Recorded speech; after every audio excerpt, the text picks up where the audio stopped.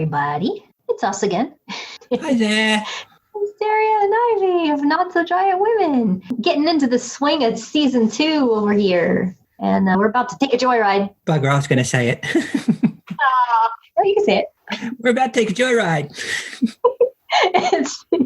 It's episode 54 overall, the second episode of season 2. So what do you think of? A joyride is often, joyride has the connotation of joyriding in something that's not yours. I know that's not the literal meaning, but it's certainly picked up that sense.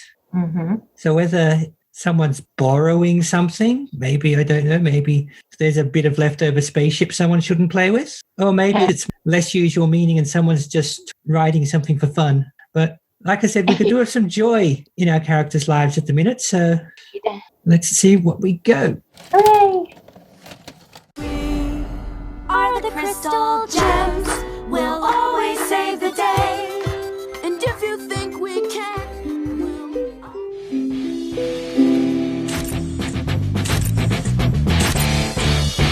I'm invincible! if I could begin to be happy. Aww. Oh, Yeah. There's a little bit of joy in that one, huh? yeah. Still cleaning up from the big incident, but in fact, we open literally cleaning up for the big incident. Our heroes are digging up bits of spaceship from the beach. They've got to get every single last bit. The cool kids turn up and ask Stephen if he'd rather come and do cool kid stuff with them. And he's like, no, I got work to do. And they're like, okay, that's cool. That night, Stephen is trying to sleep, but he's got calluses and probably loads of DOMs and he's in lots of pain. But then pizza rain at the window, but no pizza clouds, as he notices. This is because the cool kids are throwing slices of pizza at the window to get his attention. And they say, come on, you've had a hard day's work. Come and chill out, relax, blow off some steam, do some cool kid scenes with us. But first, we've got to deliver what's left of this pizza. Stephen and the cool kids are taking a joyride in the pizza mobile. And they talk about their troubles with their parents and families and twin sisters. And Stephen kind of wins by telling the story of how he's his own mother and gems from space tried to kidnap him. Yeah. Sour Cream makes it pretty clear which family he belongs to by quoting his father, who is a fisherman in a big raincoat. Oh, wow. That is a good impression. They must have fun doing that. They notice something glowing out in the cornfield in a green glow, not unlike the spaceship parts we've seen. As we get closer, the glowing thing they come to investigate is Peridot's escape pod. It's dug a bit of a crater in the ground. Stephen is warning caution. The cool kids largely aren't listening, but it's empty and they keep throwing rocks at it and they want to take selfies around it. The last selfie they want to take is Stephen in the pod. And at first he just sits in it, but then something he does activates it and it can walk around on its little robot legs. And there's a bit of fun joyriding in that as he runs it back and forth. He realizes he should take it back to the temple, but not quite yet. And then when he tries to jump over a haystack, he kicks it into some kind of battle mode, which fogs over its visor and puts it into the air, shooting lasers and sludge and flares up everywhere. And nothing Stephen can do seems to stop it. The other 3 gems turn up and are, look, it's Peridot's pod and she must still be in it because it's working. And they're like, well, she must be weakened, so let's not hold back, which is a bit severe. Of course, they don't know it's Stephen in there. And not much of a battle ensues because, of course, the 3 gems are ready for it. And this is a semi-broken pod. As she holds the pod towards her, Garnet is getting ready with her Hulk hands to do a big old punch until Jenny gets in the way of the gauntlet and says, no, it's Stephen in there. And Garnet looks closer and sees that this is indeed correct. They crack it open, kind of like an egg, and get him and the Evangelion-like piloting sludge out. And they admonish him and say, you should have called us right away or brought it back to the temple or what have you. And the cool kids stop and say, look, he's still a kid and you've had him working so hard and he's been through all this. Doesn't he deserve a bit of fun? And Gems are like, yeah, well, maybe we have been a bit hard. And Garnet ungrounds him from television, cutting that punishment short by a bit over 999 years. And they take a bunch more selfies with the pod of the Coolkins and Stephen and Gems and everything. And that's us done. So, yeah, we're definitely not pushing the big incident back into the cupboard, sweeping it under the carpet. We're cleaning up spaceships. We're finding escape pods. Yeah. Peridot not in it. So. Yeah. But presumably at least somewhat nearby, given that She Could Be Anywhere on Earth tended to be about 15 minutes drive from Beach City. Yeah. But that just seems to be a thing that's going to happen with this show. Yeah. I mean, I guess until or unless Peridot finds a warp pad, she's probably in the area. Yeah, a lot of the warp pads are fairly distant, hence having warp pads to get there. I guess just on Blush, the nearest ones you could probably find other than the temple one might be the kindergarten one. Yeah, there's that one, and I guess there used to be one within a 3-hour paddle from the... yes. I guess probably underwater, so she's probably not going to be able to get to that. Yeah, so, I guess it depends if she can swim. Yeah, I think you're right. I think all the other warp pads that we know of have been gotten to by warp pad. Yeah, so I guess she could make it to the kindergarten one. She has mentioned the kindergarten. She knows it's there. Yeah, she most likely knows where it is since she was trying to do something in it, that she was electronically propelling her image into there and interacting with it electronically. So if her little hand iPad is still working, she can probably find her way there if it's got GPS. Yeah. Oh, boy. So, yeah, I mean, if I was her, I'd be trying to find the closest warp pad, which would definitely be Steven's house. So I'd be scared of a Peridot invasion at home. Yeah. I guess, it depends quite where she's landed and how well she can find her way. Right. Though, of course, if what we figured before is right, she might not be up to much against the other three in a straight-out fight. Right. So maybe she just wants to get whatever she needs to do done and get out of there. That would suck for them because then they'd never know. She's not going to tell them. I mean, I guess from Homer's perspective, the mission she was on just vanished. Yeah. Jasper's not going to report in from being half of Malachite at the bottom of the sea. So we don't know if Peridot got any cool equipment from the escape pod, but she'd want to at least check in, I guess. Yeah. Escape pod's flare went up, but it seemed to be pretty terrestrial. It's not like it was communicating to space necessarily. Yeah, it seemed to be like an actual flare. Just had to see it. Yup. Maybe the gems are on the balcony or something. And yeah.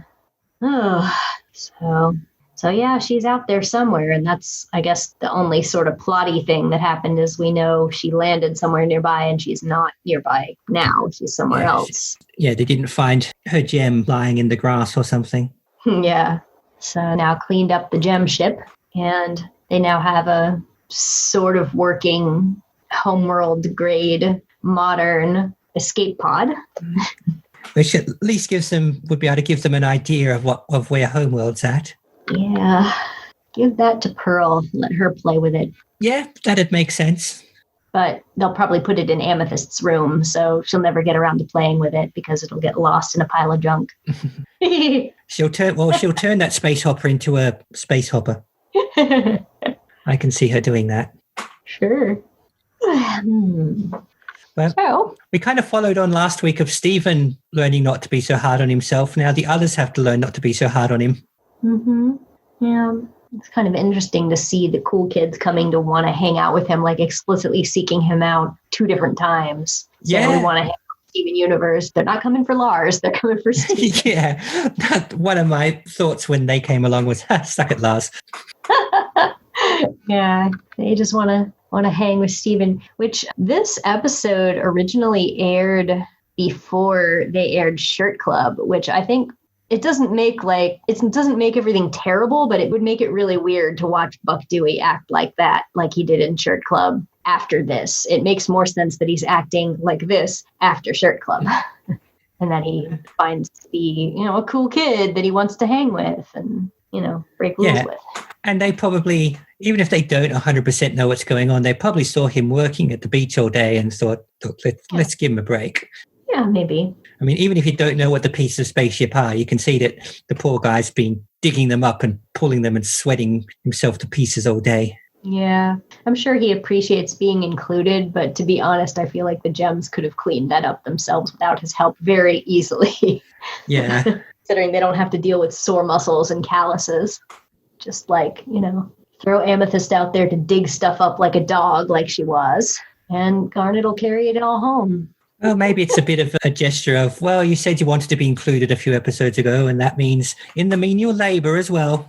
Yeah, I think that Stephen would have felt slighted if he was not asked to help or he wasn't considered part of the team that needs to take responsibility for this wreckage. Well, yeah, I mean, at the start, he looked like, he is a kid, but he looked like a young kid who's just delighted to have some busy work helping out in the garden. Yeah. So while he was quite sore, he didn't seem to actively hate being there. Yeah. He's like, I've got important gem work, and this is the thing that doesn't involve getting head-butted by a beefy homeworld gem. But, it's interesting that the cool kids came along and they made that comment about welcome back to Earth, and he was taking them literally. But it kind of makes it clear that they don't know anything about what happened. They saw their town get wrecked, but they don't really know the story. They're not coming for the story. Yeah, they know weird things happen because they keep happening, but they don't really know the backstory. Right. And I mean, they were even evacuated this time. So it was more serious than usual, but they still didn't say so what happened, Stephen? It's just a thing that happens. They don't know how power plants work either. Yeah, it's true. Oh, goodness. Mm-hmm. So what do you think of their conversation in the car? Yeah. Well, I liked Buck doubling back on himself. It's so funny. And the others realizing he'd done that, because normally they're sort of all of one mind, but they actually kind of laughed at him on that one. You can't tell me what to do. I'm the mayor's... Wait. So funny. And sour cream, definitely Onion's brother or stepbrother or half-brother or something. Yeah, calling Onion's dad his stepdad. I suppose we don't know for certain that he's Onion's bio dad. Right. But yeah, obviously he's part of that family, whatever the specific genetics are, which, fits with his coloring. Sure. And he speaks the language. Yeah. Well, if he's the stepdad and they only share one parent, that's maybe why he can speak both English and Onion. Yeah. But apparently he has family expectations to become a fisherman, and he wants to be a DJ. Can't rave in a raincoat, stepdad. I like how he doesn't quite let go of the DJ thing even until right at the end. Just let him be a DJ. Yeah, that was adorable. That was hilarious. And everything reminds him of DJ things. It looks like bright as 600 glow sticks. Yeah. And I either didn't know or had forgotten that the Pizza Sisters were twins. Right. I think that's the first time it's explicitly confirmed. I know we've talked about it before, but this is the only time where, she refers to her as her sister and then says, I'm the evil twin and she's the good one. It also mentions school, which doesn't happen very much, like saying something about helping her with her math homework or something. Like, oh, they have math homework? I thought they just worked in the pizza shop all day. Yeah, it's like they have any kind of education. Yeah. I could see them having a day job and going to college or something, but where? Yeah, I got the impression Jenny was older, but if it is, it's only by a few minutes. So I was just wrong. I don't know which one is older. I don't know if they've never said in the show, certainly, but I don't know which canonically supposed to. But I kind of got the impression that Jenny was like an older sister, not a possibly older twin. But I think I just read that from the interaction and just got it wrong. Mm-hmm. Apparently, Kiki is the responsible one, though, and is always ragging her sister to be more responsible, which is interesting because we've also got Petey who does that to Ronaldo. Yeah, you sometimes wonder if the Fryman family just kind of go, Ronaldo hasn't actually been arrested or anything, so I guess he's okay. He's probably not committing too many crimes every day. Yeah. Well, I mean, and then you got the actual criminal Onion. Yeah. Well, we haven't seen him for a while, except in the background. So. Yeah. Well, maybe that's why Stepdad's pushing Sour Cream to be the fisherman. He doesn't want Onion taking over the family business. Oh goodness. Oh yeah, I can't really see Onion doing anything like that. But he's only a small onion at this point. Maybe he'll become a larger onion with more layers. and make everyone cry regardless. Oh, oh. Oh, bad jokes, I know. Well, these people's kids are named Sour Cream and Onion. They really want crisps that day. Yes. Oh, is there like a whole family line of different types of food that fits in that family? I don't know what you'd call it. Do they have twins we haven't heard about called Salt and Vinegar? There you go. Well, we shall see. Need some more Onion episodes, which you would probably like that a lot. Oh, yes. I need to see Onion being just plain old Onion. What would he be like on a joyride, right? I don't think the Pizza-mobile would have lasted that long if Onion were driving it. I don't think he cares. He can't see over the dashboard. Yeah. Well, considering the end that his scooter met, I don't want it behind the wheel of the car. And goodness knows what would have happened if he'd found the escape pod. So they're probably lucky it was just the cool kids. Yeah. So, but we didn't talk about Steven, what all Steven said in that car where he stops them all dead with his, they grounded me from TV. And they're just like, oh, not cool, man. And then he's like, and then I found out the gems are alien rebels. And there's a bunch of gems out there who want me dead. And also the gems don't want to talk to me about it because they blame me for my mom not being around. Like, wow. Wow, Steven. Wow. Yeah, you win, Steven. Yeah, pretty much. Just the looks on all of their faces. And then Jenny turns off the radio and says, that's heavy. That's heavy. They do seem to take that on face value. I think they believe him pretty much straight out the gate. Oh, yeah. I don't think they ever doubt that he's sincere with that. It's interesting what he said, though, that I think that's really the first time that he acknowledged that he might be thinking about he might be his mom. He said, because I think I'm my mom and maybe I kind of am. And then there's all those, are you your own mom jokes? Yeah. You can do whatever you want. You're your own mom. They took it a bit too much on face value. Yeah. This probably makes sense in their heads. They're like, oh, that's why we've never seen Steven's mom. He is his own mom. Makes sense. Perfect sense. Mystery solved. Yeah. Very chill. The cool kids, very chill. Yeah, I mean, in Beach City, that's an explanation that they can accept. But it does make me sad that he feels like he can confide in, these teenagers, but he can't talk to his family, about how he's feeling. But it does sometimes happen. I mean, maybe not always family per se, but some people, they do feel easier about opening up to someone they don't know very well about certain things than they would to their closest friends, family, or whatever. Right. This is, we haven't seen him verbalize this exactly, so we didn't even know really that he feels like they blame him or that they kind of blame him for his mom not being there. Like, really? He's thinking that? Poor kid. Yeah, we haven't seen any overt signs of that, but when you're a kid and you get that into your head. Yeah, I guess the incident with Pearl and Rose's scabbard was the closest to, like, her, acting angry or confused about him being there and Rose not being there. But she was acting a little strange in that episode, but still, it didn't come across that she ever said anything to him that, like, I wish you weren't here, and she was, or anything like that. So, but yeah, it's got to be hard when you know that she doesn't exist because you're here. So yeah, that's true, even though there's no actual way it can be his fault. Right. I mean, just like Amethyst says in On the Run, where she said, I didn't ask to be made. Well, yeah, exactly that. Yeah. So none of us do. I guess maybe Garnet kind of did. She's the exception. Oh, I guess she continues to exist by the continuous consent of 2 other gems. So, very interesting. Well, speaking of Garnet, she is about to wail on him. Oh, yeah. It's lucky she's got such self-control that could stop her giant fist so easily. Otherwise, Jenny would not have a head.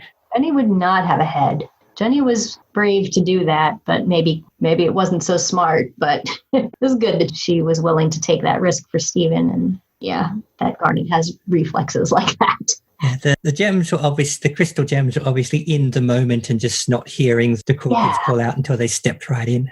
That's the impression I got too, because Garnet was yelling all this stuff about, like, oh, you messed up, you lost, and now get off my planet. She called it her planet, which I love. Yeah, that's the second time she does that. And I love that she's embraced her status as a person of Earth. Yeah, she doesn't think of herself as really from another planet. This is her planet. Yep, it's my planet. And we're all safer because she's here punching things for us. Oh, the cool kids will make good allies there. They're like, not cool, Earth forever. Yeah, I do love how they just dive straight into that. They have no processing time whatsoever. And Peridot's out there trying to hurt the Earth. Well, here come the rocks. All the rocks on her thing. There were a few points in this episode where it could have gotten more tropey, and then it kind of didn't. But, the whole disaster where, you see it coming that he's going to get in the machine and it's going to turn on, obviously. But, on the one hand, I was thinking, that's kind of goofy that he's going to get into a dangerous machine like that. But on the other hand, I'm thinking in real life, if I'm wandering around and I see a cool thing in a field that looks like a wrecked ship and I'm with my friends and we want to take some cool selfies, I'm probably going to get in it. Yeah. I mean, Stephen should probably literally have known better, but I think we're just into Stephen being Stephen by that point.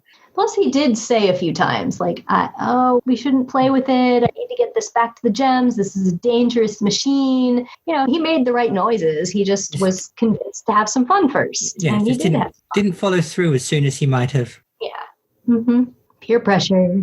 They are the cool kids. Yeah, they could have easily have had a moral about peer pressure this week, but they didn't lean on it too hard. No, they didn't. And it was nice that they spoke up for him when his guardians are coming down and being like, oh, we're disappointed in you. And they're like, look, they were all part of why he's disobeying, why he's sneaking around. He can just decide, I'm gonna leave the house at night and hang out with a bunch of teenagers and drive around. Nobody cares. Yeah, I mean, they did make it clear, probably not the best idea to start messing with any random piece of machinery you find when you're wandering around. Yeah. There are enough of those public information films telling kids not to do that. And by telling them not to do that, I mean showing them dying horribly, because British PSAs are so freaking harsh. Oh, my God, really? Yeah, some are notorious. American PSA is, stop, don't do that, Junior. You could hurt yourself. British PSA is, oh, Billy, don't handle that construction equipment. Oh, well, we warned you.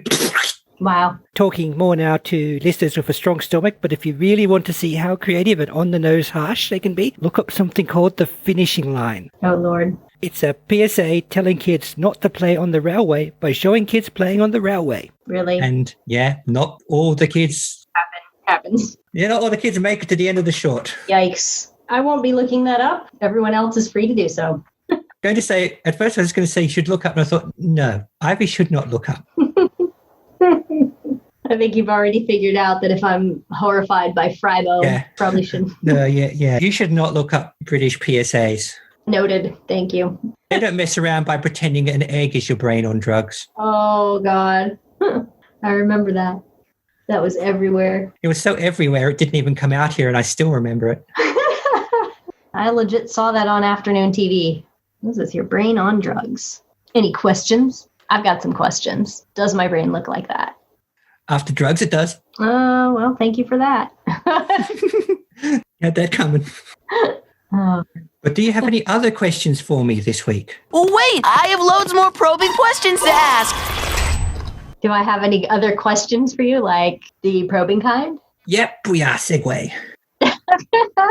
Sure. What can I ask you that's a good probing question? How about, well, what are we doing next? Yeah, what do you think? How do you think this would have been different if Peridot had been inside of that thing when they found it? Well, obviously there would have been a lot less screwing around and taking selfies. Yeah, there's probably no selfies. I think if my guess about her not being very physically formidable one-on-one, and that hasn't been explicitly said, but it's been pretty shown given when she landed, she stayed back literally on her spaceship and sent Jasper in to do the work. True. And in fact, once they were back on board, she was obviously just not in any overt command of Jasper, who was just like, we're going to do the whole road squats thing.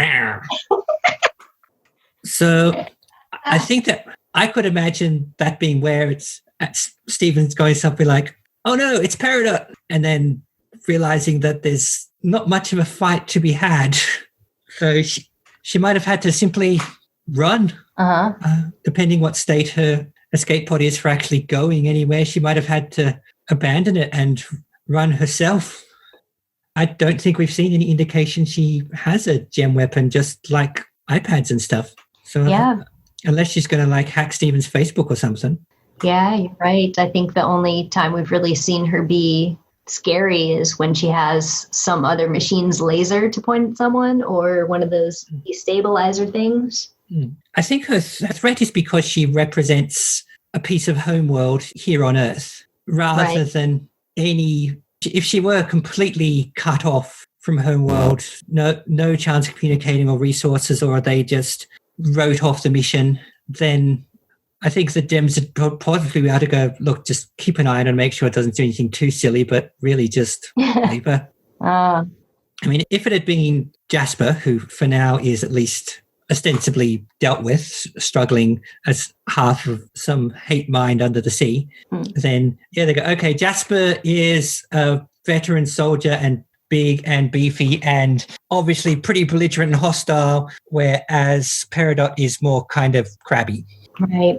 So I think Peridot herself, not much of a threat. Peridot as a representative of Homeworld, when they know there's still potential things going on of kindergartens and whatnot she was looking into, that's the bigger problem. I could agree with that. I think Garnet was ready to kick her ass. So it's pretty clear that they definitely want to deal with her. They want to take her seriously. But as far as whether she's actually a physical threat, if Steven and some humans were going to find her, that's, not really established. Yeah, and we have seen... an awful lot of the start of the first season was that the gems from the big war the first time round left a lot of their stuff here. So that is, you got to worry about Peridot finding that. Right. Once she finds a warp pad, she could get to the strawberry field if she knows it's there and has anything worthwhile. Yeah, but they were still finding stuff, so who knows what could still be turned up if Peridot gets lucky or knows where to look. It's true. Yeah. Yeah, and in fact, everything the crystal gems have been doing so far has been about making sure people can't get to Earth, not making sure people can't leave. It's true. Yeah, but I'm sure that the main thing, I think, is she might contact someone. She might have connections. They don't want her to be able to call her boss. Basically, yeah. They want her to get poofed and bubbled and put in a basement. She was talking, what color was it? Yellow Diamond is being said to be interested in what's going on here. Yeah, that is what Jasper said. Yeah, I keep wanting to call her Silver Diamond for some reason, and that's just incorrect. I'm not even sure there's a story there. I think I'm just wrong. Yeah. So, what about that end of the episode? What did you think of the cute little selfie montage where the gems kind of looked like the cool kids again? Yeah, I thought that was good. I think it was another go of showing the gems this time. Yeah, look, there's serious stuff going on, but doesn't mean you can't chill out for a few minutes here and there, and doesn't mean you can't enjoy yourself. Even in the war, people had USO tours. Yeah. So, yeah, and in fact, going from the flashbacks to Rose, part of the point of the crystal gems as a group is not to be hardened and businesslike all the time. Yeah. Not to be as bad as the ones they're opposing. So yeah. I think Rose would approve of this, that seeking some joy even if you're facing further dark times. Yeah, I think so. But Steven was busy digging up a bunch of gem trash on the beach, and he could not join the cool kids in freaking out some squares at a parking lot. I heard you giggle at that when we were watching. Well, partly from their cool kid language circa 1956. I know. Come on, Buck. And partly from Stephen's reasoned, well, personally, I have nothing against squares. Yeah, I like all basic shapes. You do? You're a square lover, Stephen? You like squares, do you? That's funny. Oh, yeah.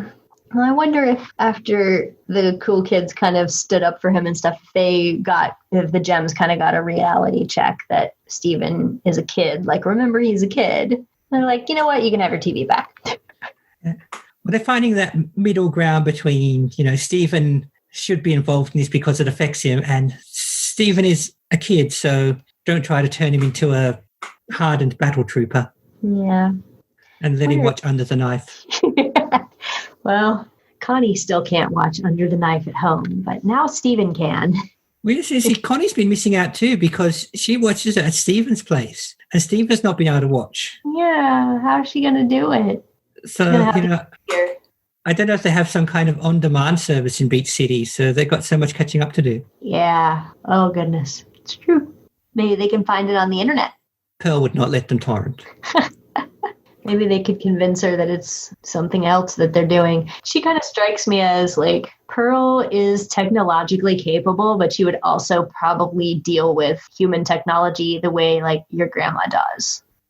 Yeah.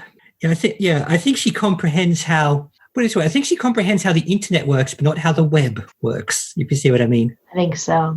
She understands the idea of computers networking and sharing information, but not what's actually on there and how people deal with it. Right, or the cultural aspects of it or anything. And she does seem like she's a bit of a tech geek, but it seems like almost more like she's a mechanic.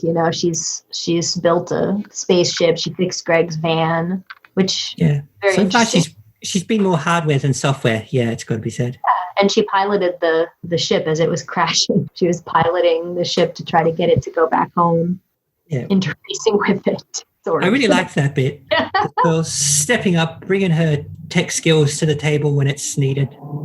Yeah, that's pretty cool. And she does seem like the kind of person that you would turn to try to run machines, like that she would be kind of the engineer or the smart one, at least compared to the other two. Which is interesting because Garnet is also the one who gives the orders. So she kind of functions as intelligence because she has the future vision and she's like the mission giver, but she's also the bruiser. So it's very interesting how they sort of don't have extremely clear-cut roles. Amethyst is more of a like scrappy one too. Yeah, she doesn't care how things work. Just make them go. Right. She's the funny one. We all need that. It's cool. Well, we had no songs this time. No, only just what came on the radio that Jenny turned off to say things were heavy. I don't know if it has a name. Yeah, a bit of background ambiance. Yeah. I love eating. Feels weird.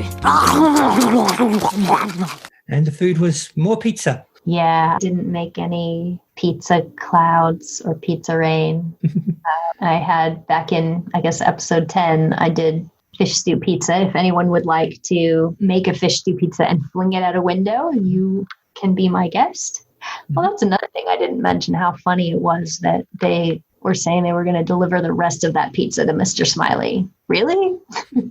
Yeah, because they're too cool for responsibility. Like, really, though? Like, you're going to deliver a pizza and it's partially eaten? Like, he's not going to complain about that?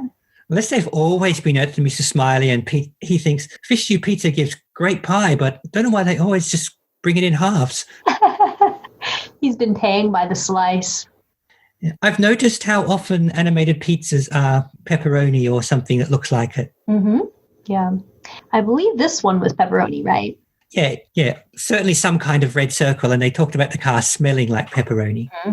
So fish stew pizza does do the basics as well as fish stew pizzas. Yeah. I'm trying to remember what the lion episode had. I know that there was pictures of like little sardine-looking fish on it, but I think it may have also had pepperoni, but I can't remember for sure. And they've had mushrooms pictured too on these videos. Well, a lot of Ninja Turtles pizzas are pepperoni based. I think pepperoni being big and red and round shows up nicely on animation. Yeah, and it makes it very clear what we're looking at, that it's not a real pie, it's a pizza pie. Yeah. When I've made Steven Universe pizzas that have pepperoni on them, I've either used vegetarian pepperoni or I've made my own vegetable pepperoni out of dried tomato sheets. Oh, yeah. There have been a bunch of occasions where I have to make pepperoni pizza for this show. But I'm not going to just make pizza again. And I'm certainly not going to fling it out a window. There's such a thing as too dedicated to the bit. I mean, I have done some stuff. You've seen some of it before. I have done some pretty ridiculous things. Oh, yeah. The line you won't cross is kind of wobbly. So, if this was the first time that pizza had appeared in the show, I might have been tempted. But at the same time, I don't like to waste food. So, no special recipe for Pizza Rain. And there didn't seem to be any other food. I don't remember any other food. No, I think that was it. She just wanted to make the car smell like pepperoni. Yeah. She's commented on that before, I think. Yeah, she did back in Lars and the Cool Kids. This car smells like pizza. Well, your last name is Pizza, so maybe that's not a bad thing. Well, my headcanon is that in this universe, pizzas are named after their family rather than the other way around. There you go. I like that. They invented it many generations ago. Yeah. Just let him be a DJ. Oh, one of my other favorite things about the ending of the episode is when Garnet does finally see that that's Steven in there, she just pulls the thing close to her and just breaks it over her knee. Just, boom, there you go. It's in half now. Oh, as I now only have to open it rather than destroy it, I can hold back a little. Oh, she's just cute. No, speaking of like weirdly powerful though, did you notice like Steven just like picking Jenny up and lifting her? Yeah, I noticed that. I thought, is that gem strength cartoon physics or is Jenny just really light? Yeah, I mean, we talked about how Steven sometimes seems weirdly able to handle certain feats of strength, I guess, like pulling that grill out of the Arcade Mania episode. He was pulling that grill off of the video game machine and breaking the, the dashboard in the Return. He just seems to be able to do stuff like that, which would make sense if he's half gem, but he's not as strong as them, so he probably hasn't even noticed yet. Yeah, poor boy probably wonders why he's so weak, because he's got the others to draw from. Yeah. I mean, you're standing next to Garnet, and she's like walking around with a giant axe. You're like, yeah, I'm not strong. But then you pick up an entire full-grown girl. Just pick her up. Wow. Oh. I'm learning new things all the time. Yep. So no music, no food. I got factoids though. We got factoids. Let's go. So this is a Hillary Florido and Katie Mitrov episode. They're good. Not one of my very favorites by them or anything, but competent. Let's see what the... Had another round of good lighting effects this week with the night and the not quite the same as we saw it last time because it's at night glow from the leftover pod. Yeah, the brightest 600 glow sticks. What does it say? There it is. The tagline, the description was, the cool kids help Steven put some fun back in his life. And that's what we wanted. Yeah. And can't forget to mention that the wreckage was on the title card again, which we've talked about that. There was that lovely little Purple Rain reference. Yes. That was funny. That's a bit bizarre, but yeah. Like, okay, Buck. You said in your recap something about the fluid in that pod reminding you of Evangelion, right? Yeah. I've heard people say that it reminds them of some other movie from older. I forget what. It's something I hadn't seen. Yeah, if it is, it's not springing to my mind either. Whereas remember to sync up with your AVA units, you've got to be in the LCL, which floods the chamber the person's in, but it's also breathable. Right. Yeah, I'm trying to remember what that was. It was some science fiction movie. Was it Mission to Mars, I think was the title, but I don't know. I haven't seen it. So that apparently is one of the places that is notable for where they put fluid in there. But I was wondering how, what that's for. Why would it be in a gem machine, right? Yeah, I mean, it doesn't seem it would be to sync up like the aforementioned Evangelion fluid, partly because it seemed to have the opposite effect. Steven could control the pod less once it was in there. I guess it could be a cushioner. Yeah, that's what I was thinking when I pondered this before. I was thinking, the only thing that can really hurt a gem is if their gem gets cracked. So I could imagine that if they're in an escape pod and they might have a crash landing, there might be a button where they get this cushion stuff so that they're not as likely to bang against a wall and get cracked. Yeah, because it seemed a fairly thick liquid too, not just the consistency of water. And even with, certainly does them no good. Even when their body is hurt and they have to go back into the gem, even if the gem is intact, especially if they just escaped from somewhere. This might be when you don't want to spend hours or days or whatever stuck into your gem and not able to do anything. Yeah. Pose risk getting bubbled. I just wondered, why is it something that Stephen could breathe? It just seems so weird. I wonder what the point was. Well, yeah, that's a bit weird because gems don't need to breathe normally. That's right. So it can't be for the benefit of the gem. I mean, granted, they seem to have atmosphere in their spaceship. So Yeah, I was going to say that they do seem to have the atmosphere that Stephen can breathe with no problem on their ship. I mean, I suppose you could say they worked out that Stephen needed it and they were going to take Stephen back to Homeworld, or it could just be left over from whatever it just took in while it was on Earth. Yeah, that was kind of my thought as to why the warp streams still have some Earth atmosphere in them, is that they're on Earth, so they're sucking some up. But I don't know about the gem ships. You know, speaking of which, like, they wouldn't have even had to really do anything to Stephen. Like, if the trip to Homeworld was long enough, he would just starve or dehydrate probably faster because they don't have any water on. If they did, I mean, Lapis is there and she'd be trouble. Well, yeah, so I hadn't thought of the water aspect and especially linking it to the Lapis aspect. Yeah, I feel like she's really pretty useless as a fighter if she doesn't have her element. But if there was any, you'd be screwed. So probably they know not to have it around her.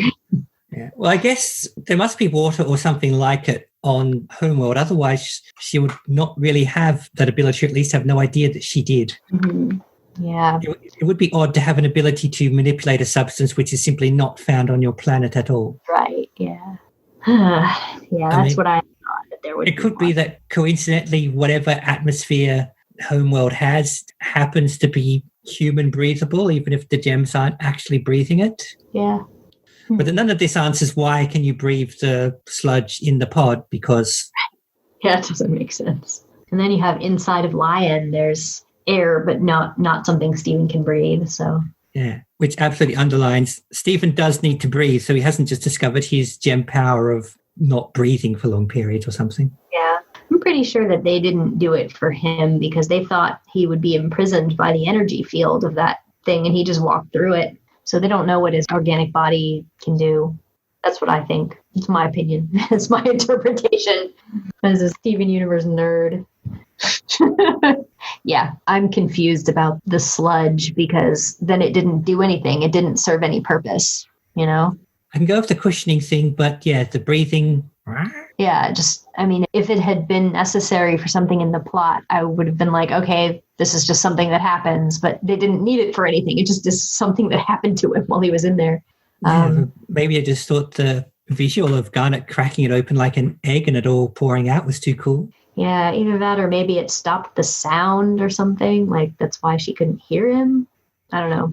I kind of assumed that, but that, again, throws up the but why question. Exactly. Why would you want to make it so that no one can hear the person inside the escape pod? Well, yeah, especially if they've got to literally call for help, not use any kind of fancy signal, if they've just got to call across the way and say, yeah, look, here's a survivor. Yeah. It had a bunch of stuff going on. It's outside. It had some death rays and that flare and was squirting what looked like maybe the healing liquid. That's what I thought too, yeah. Yeah. Oh, I just remembered something I didn't say. Oh, wait, did I just forget it again? Oh, no, I remembered it. You remember when they were saying that Stephen should leap the haystack? And it looked like that was going to be important. And then the haystack, there was nothing in it. And yeah, I briefly wondered, is Peridot going to be cowering inside the haystack or something? It seemed like they were setting it up for something, probably her being in there. And then he would leap over it and she would leap out and get him or something. But he just leaped the haystack and then later burned it up. Yeah, it's just a haystack. That was funny. Unexpected. Yeah. But, sometimes the weird little tropey things, they don't go where you think. Yep. I think I don't have any more factoids. That was it. That's all I can think of. Go check out our merch table. I have something really cool this time. Oh, hello. So it really kind of belongs to the episode Jailbreak, but I had a lot of stuff already for Jailbreak. That was more Garnet focused. So I want to show you the one that's Peridot focused.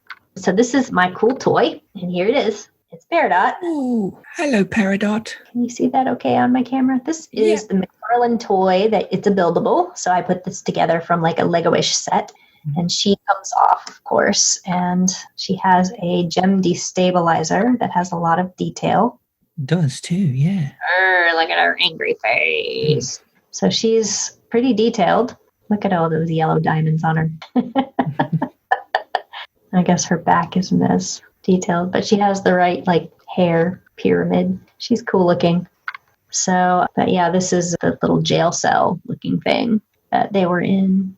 And she kind of guards it. That's a cool little display thingy. I like that. That's really cool. This is one of, I guess, 6 of these. And I've shown you the van.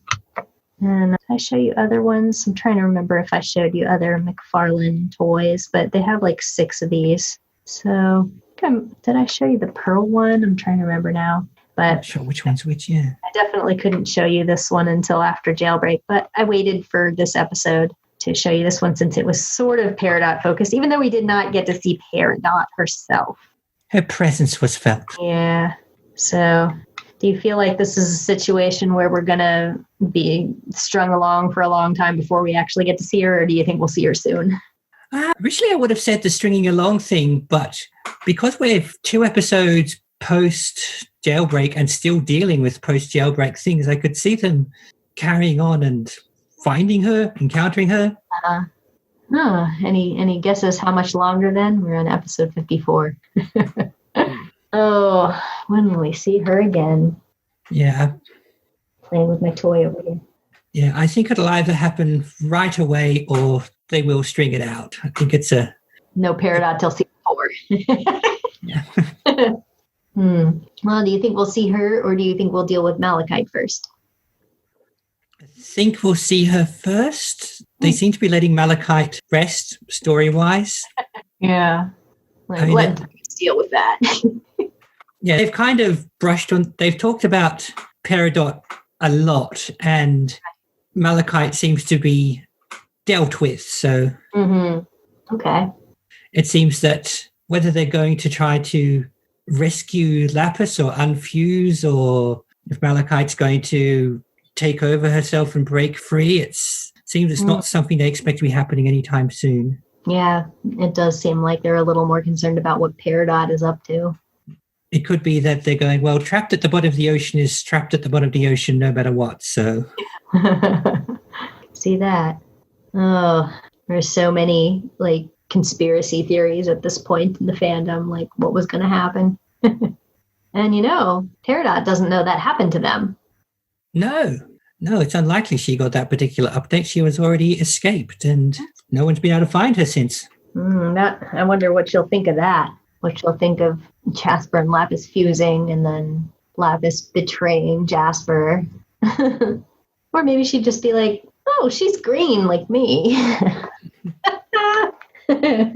Oh, well, that's all I have to say about that. That's my toy, and it's pretty cool. Yeah, it's a fine one, that one. I like it. And Peridot definitely has a very, like, kind of face going on. Yeah. That's only because you got your stabilizer wand in your hand, Perry. Pretty much, yeah.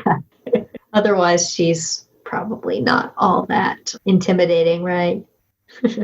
We didn't talk about in Jailbreak how she yelled at them and called them clods. Which makes sense for an insult for a gemstone-based people. Calling them a lump of dirt. Yes. I thought that was funny. And it works because it's also an Earth English insult. So, bonus. Yep. Oh, the rain's back. Yep. Okay, so what else? Anything else to say about Joyride? I think we've ridden that joy. Well, the next episode, our viewers and listeners will be very interested to hear whether we're doing this. But yeah, we're going to do Say Uncle next. I'm sure you're all very overjoyed. Not a fan favorite. Yeah, we're going to do the joke episode, even though it is not April. Yeah, Say Uncle's the April Fool one. That's right. So that's what you have to look forward to next time you hear from the Not So Giant Women. An episode I know is controversial going in. This should be interesting. Well, we all knew going in what it was, so you have a right to know. And that's what we'll do. It doesn't sound like there's much to spoil about it. Oh, Doesn't sound like it has great plot twists and intricate turns. wow. I still think it is worth discussing, but I will save my opinion for the episode. Makes sense. Well, yes. If it's an episode of the show, certainly we should cover it. But it sounds like we're not looking at the usual sort of plot-heavy introspection. God, I hope not. More on that next time. Thanks, everyone, for listening. All right. Until next time, when we say uncle. Yes. Bye.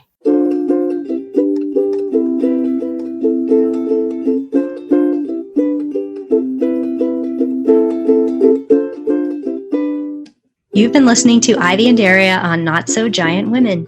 You can find episodes of the show in video form by looking up Not So Giant Women on YouTube. Or in audio form at anchor.fm/NotSoGiantWomen or your podcatcher of choice. You can also find us on Facebook. Audio production by Daria. Video production and music by Ivy. Daria can also be heard on Podsploitation, the Ozploitation podcast. And Ivy at her Steven Universe fan blog at love-takes-work.tumblr.com. Steven Universe was created by Rebecca Sugar and remains property of Cartoon Network. No infringement is intended.